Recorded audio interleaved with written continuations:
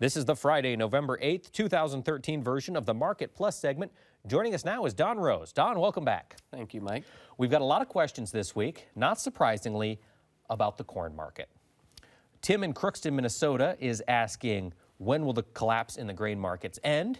Tied along right with that, Ben in Indiantown, Michigan is wondering, is there really this much corn out there?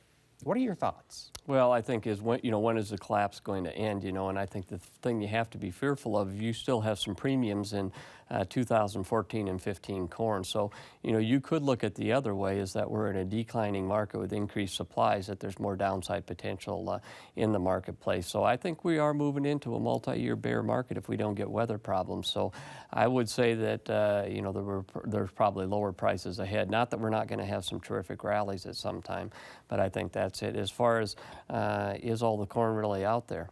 Well, I've been in the business since the 70s, and I've learned one thing, is never doubt the government, because whether you believe it or not, they are right. That's what we trade. So I think the crop is there. I think you probably see the yield actually go up a little bit from on the final report in January. We won't get one in December. So, yeah, I think the carry-out is going to grow and the supply's there. Now, what you mentioned, we're possibly heading into a multi-year bear market. That jumps right into Phil's question. Is the hope for corn over for at least 6 months? How do you trade that? How do you capture what premium is out there in a trending market, in a market that's trending lower, as you plan for next year?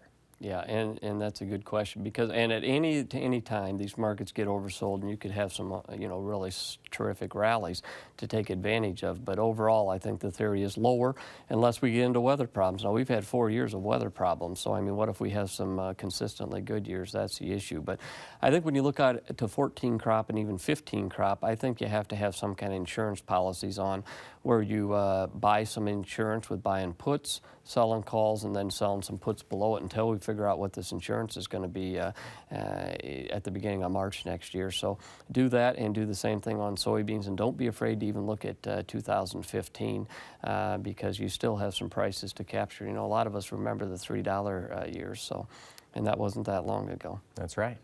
Now, one of the topics we didn't get a chance to discuss on the show was the cotton market. We've seen cotton trending lower. What are your thoughts on cotton as we look to the future? Well, what happened to the cotton market is stocks-to-use ratio on cotton in the world is 87%. The stocks-to-use ratio in the U.S. is 21%. There's a lot of cotton out there, and the bottom line on cotton is it's stuck. I don't think it can move to the upside very much. The downside may find support, but it's all about China. China for years was stockpiling cotton, and now what they're doing is they're selling out the surplus.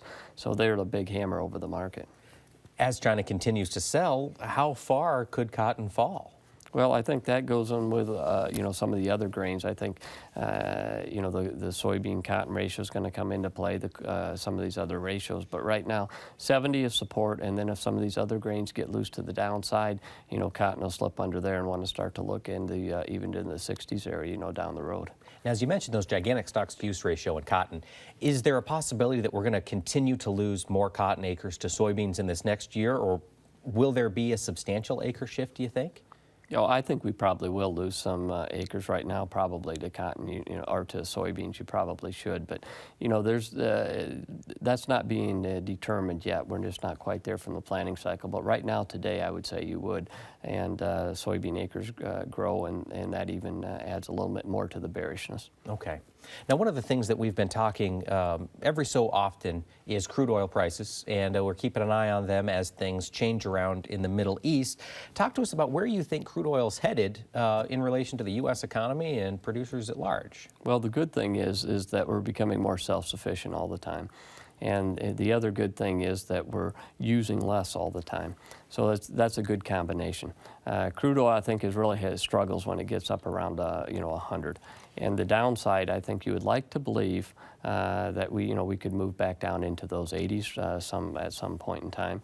Very dependent on the dollar, because the dollar, we trade crude oil in dollars around the world. I don't know if a lot of people realize that. That's what we do. So if the dollar goes up, it does have a big effect.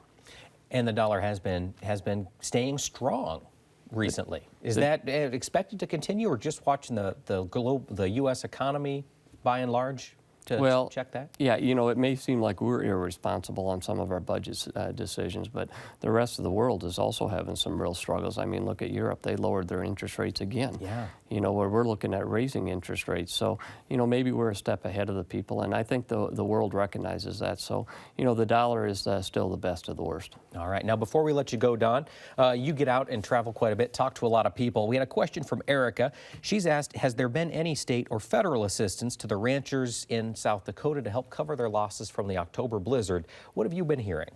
Well, you know, right now, I mean, to be honest with you, I'm just not sure if there was. I know there was a lot of that occurred right during that budget shutdown thing. I think with all these disasters like that, I think there's usually in the end, there's some assistance that comes through. Try and call your congressman or woman and That's a good thing. see what you can do. Yep. Thanks for being with us, Don. Really appreciate your insight this week. Thank you, Mike.